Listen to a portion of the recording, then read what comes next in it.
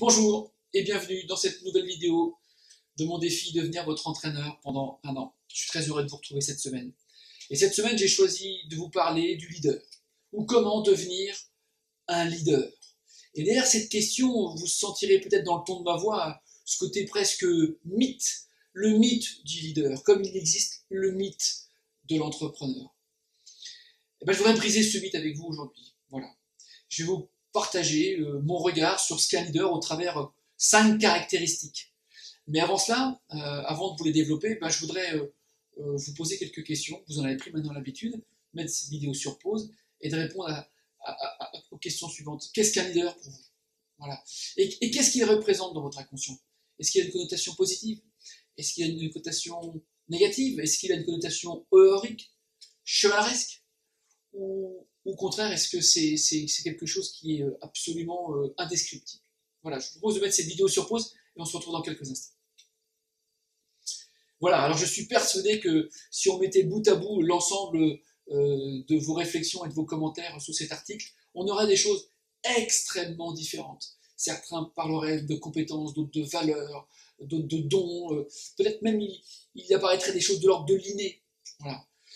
Assez simplement, si je devais vous dire ce que je pense d'un leader, c'est tout simplement un homme, une femme, qui met tout en œuvre pour faire gagner son équipe. Voilà. Et son équipe, ça peut être dans le monde associatif, une équipe projet, ça peut être une équipe de sport, ça peut être la famille, tout simplement, bref, un collectif, une somme d'individus, d'hommes et de femmes. Alors, voici, selon moi, selon mon analyse, mon regard sur maintenant les choses, les 5 caractéristiques que je vois. La première caractéristique, ce sont des gens qui nous transmettent une inspiration. Alors, dans l'entreprise, on dit que ce sont des visionnaires. Oui, on peut voir loin, mais le leader, derrière sa vision, il va nous expliquer ce qu'il a envie de faire et pourquoi. C'est ce qu'a très très bien su faire Apple. Le pourquoi on a envie de créer des produits. Tous ces produits sont technologiquement extrêmement bien faits, dans leur contenu, dans leur technologie, mais voilà, ils ont envie de créer cette notion de design, d'en faire des beaux produits, et c'est cette envie qu'ils nous font partager dans leur communication, à travers leurs produits. De même, si vous connaissez la marque de vêtements Patagonia, Yvan Chouinard qui a commencé à créer des produits dans un garage pas plus grand que 4 mètres carrés, vous dira que derrière l'ambition et l'envie qu'il a de partager des produits pour que l'homme se retrouve au centre d'un univers, de la nature, dans le respect de la nature, et donc avec une approche des produits qui soit écologique. Et c'est pas du développement durable, parce que c'est du développement durable. Son inspiration était beaucoup plus profonde.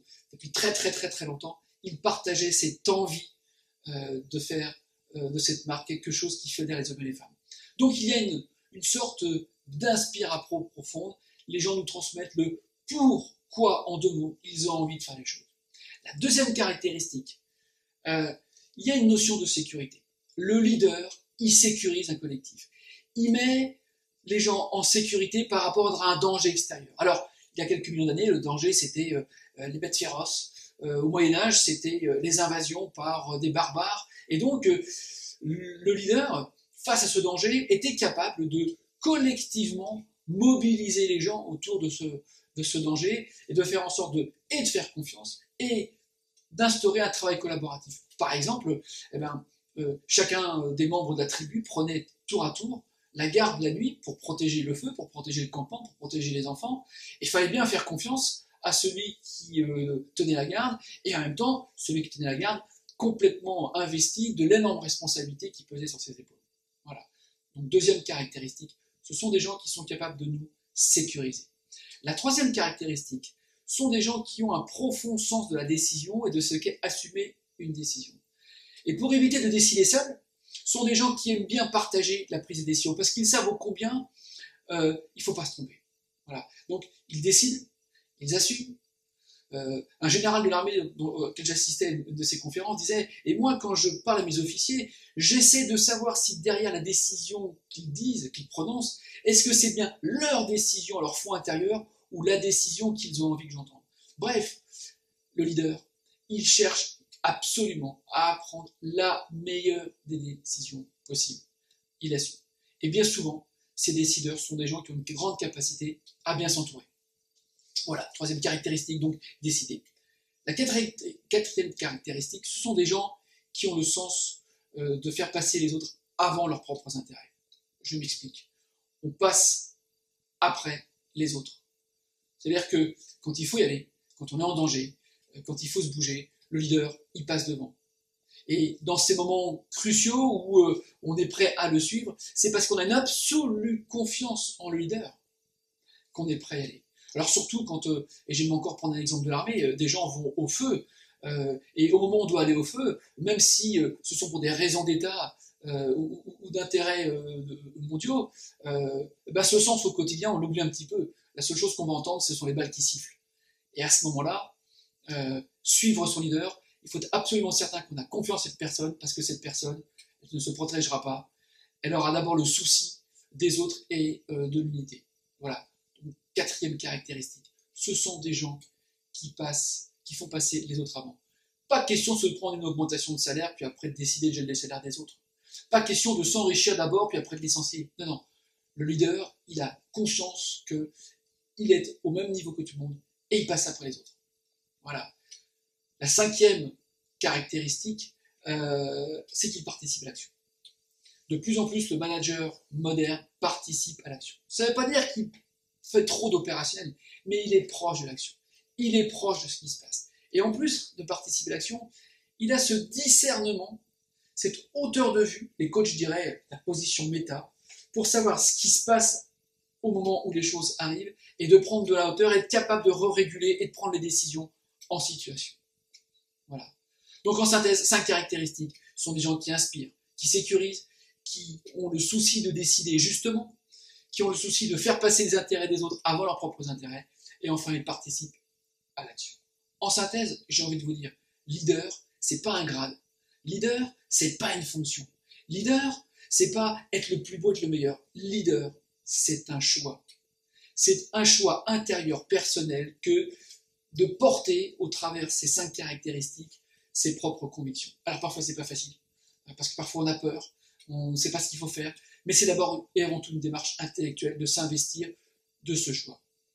D'ailleurs, ne sommes-nous pas tous, quelque part, des leaders vis-à-vis de nos enfants? Ne devons-nous pas justement faire en sorte de leur donner l'envie d'un monde optimiste, même s'il est compliqué? N'avons-nous pas envie de trouver les meilleures décisions pour leur avenir? N'avons-nous pas envie de les exposer pour les préparer au futur, tout en les protégeant au minimum? Nous sommes tous potentiellement des leaders, pas que dans l'entreprise. Je vois des hommes et des femmes dans les associations, dans le milieu sportif, qui sont d'extraordinaires leaders, juste parce que ce sont des gens simples, qui vivent et qui incarnent ce qu'ils disent.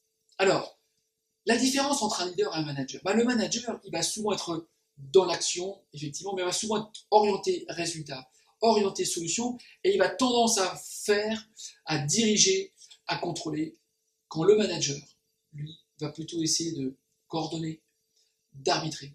Et pour ça, le leader saura bien s'entourer. Alors, une question qu'on me pose souvent, inné ou pas? D'un certain côté, on pourrait dire que c'est inné. Eh oui, en fonction de l'éducation qu'on a reçue, des études que l'on a suivies, des hommes et des femmes que l'on a croisés dans notre vie, alors certains d'entre nous arrivent dans le monde de l'entreprise déjà avec certaines de ces caractéristiques, qu'on pourrait appeler des qualités, et on peut penser que c'est de l'ordre de l'inné.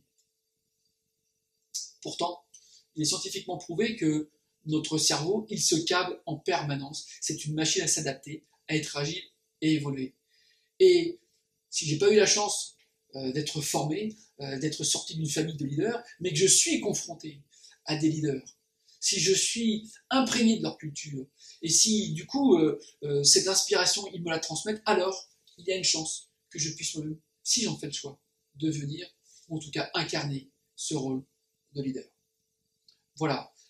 Alors, la séquence d'entraînement que je vous propose pour cette semaine, elle est très simple. Maintenant, vous avez ces 5 caractéristiques. Posez-vous la question, en quoi vous-même, vous êtes dans votre quotidien, dans vos actions sportives, avec vos enfants, dans votre entourage, en quoi vous-même, vous êtes un leader. Et puis, si vous pensez à des leaders, qu'est-ce que ces leaders renvoient sur vous en termes d'émotion? Qu'est-ce que quand vous voyez un leader, qu'est-ce que ça déclenche chez vous? De l'envie, de l'enthousiasme, de l'admiration, et finalement, cette personne? C'est un super-héros ou c'est juste une personne comme vous et moi qui ont juste l'envie de porter ce qu'ils sont? Voilà. Alors la semaine prochaine, on continuera sur ce thème de leader. Aujourd'hui, on a répondu à la question qu'est-ce qu'un leader? Mais la semaine prochaine, on ira un peu plus dans le détail et on ira voir quels sont les types de management qui caractérisent les leaders. Voilà, je vous souhaite une excellente fin de journée. Je vous souhaite une excellente semaine et je vous dis à la semaine prochaine pour un nouvel entraînement. Au revoir.